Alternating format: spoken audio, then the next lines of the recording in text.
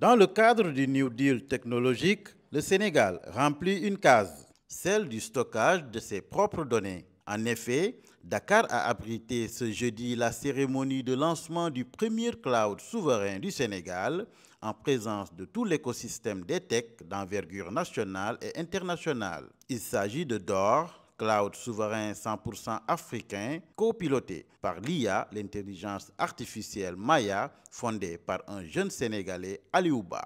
Son objectif, aider les entreprises à innover le plus rapidement possible en réduisant les incidents au maximum.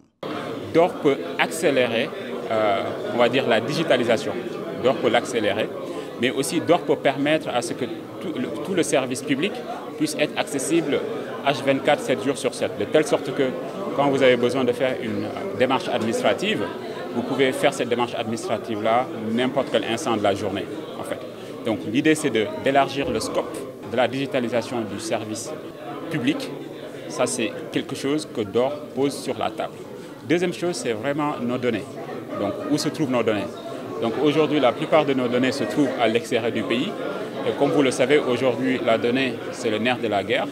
Et donc, deuxième chose que DOR apporte immédiatement, c'est que les données sont ici au Sénégal. Donc sur le data center qui se trouve ici à Dakar.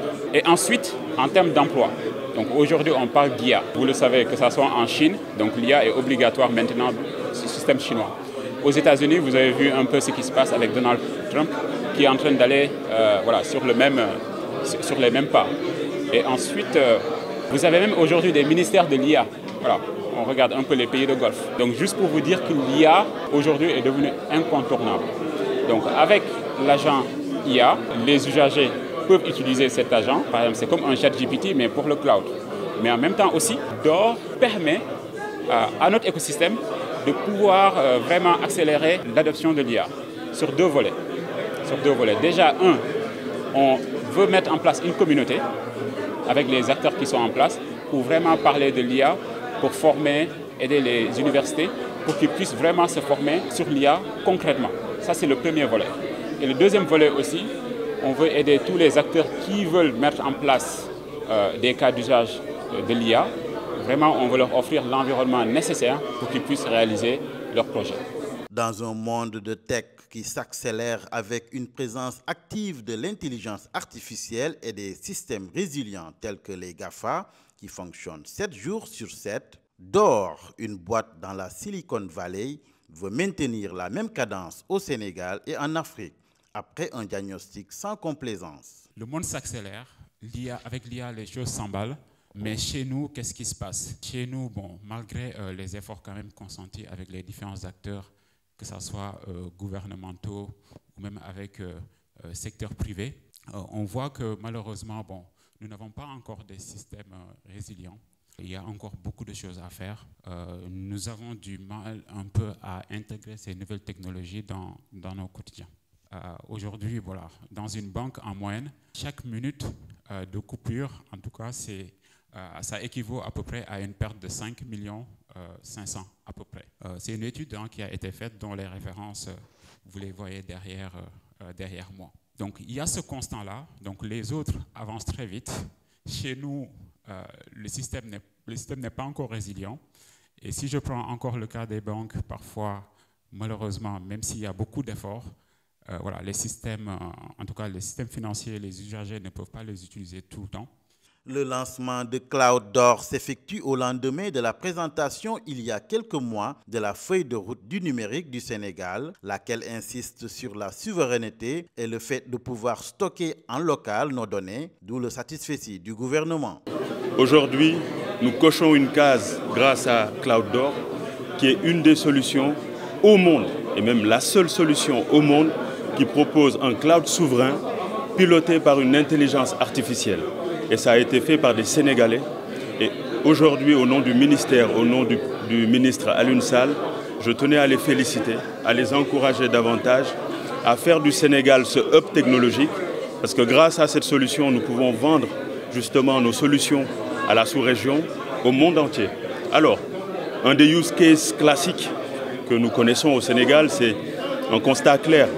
Beaucoup de nos données, surtout les données biométriques, sont aujourd'hui hébergées à l'extérieur du Sénégal. Et grâce à cette solution de stockage en interne de nos données, on peut rapatrier ces données historiques et critiques afin que le Sénégal soit le plus souverain sur ces données un peu plus stratégiques pour l'État du Sénégal. Donc, en résumé, sachez-le, c'est plus un message de fierté, un message d'encouragement à l'écosystème numérique, en leur disant qu'il y a des sociétés comme Cloud D'Or qui auront un fort impact sur l'économie, sur le PIB du Sénégal, et aujourd'hui qui sont en phase avec justement la promesse que nous avons faite dans le cadre du New Deal technologique, qui n'est plus juste, qui liste plus juste des projets sur un papier, mais qui les concrétise. D'après son fondateur, le principal challenge de D'Or a été de trouver un cloud moderne, facile à utiliser pour éviter tous les problèmes autour de la conduite des changements. Aujourd'hui, D'Or, à travers son appli Maya, offre la possibilité de localiser les données au Sénégal, d'où l'appel à s'en approprier et lancé à l'endroit de ses potentiels utilisateurs. Aujourd'hui, les universités sont en train de faire un travail considérable. D'abord, les archives papier, on en a énormément. Même les professeurs qui donnent les enseignements passent par des documents papier. Nous sommes en train de moderniser justement les universités afin de rendre accessible le contenu universitaire. Que des professeurs donnent des cours en ligne pour non seulement inclure les étudiants de la sous-région, mais également nous assurer qu'il y a une uniformité sur l'enseignement. Aujourd'hui, une plateforme comme Cloud D'Or peut héberger ce genre d'application en 30 secondes, alors que de base, c'est des use cases qui pouvaient être hostés, qui devaient être hostés en 3 ou 4 mois minimum de déploiement. On parle également d'interopérabilité, non seulement du système bancaire ou financier, on parle aujourd'hui d'interopérabilité des plateformes EdTech, des plateformes de formation. Aujourd'hui, avec une plateforme qui est déployée à Dakar, une autre plateforme qui est déployée au fin fond du Sénégal, on peut les interconnecter pour nous assurer que l'enseignement, le cours, le contenu reste uniforme pour tous les étudiants universitaires du Sénégal.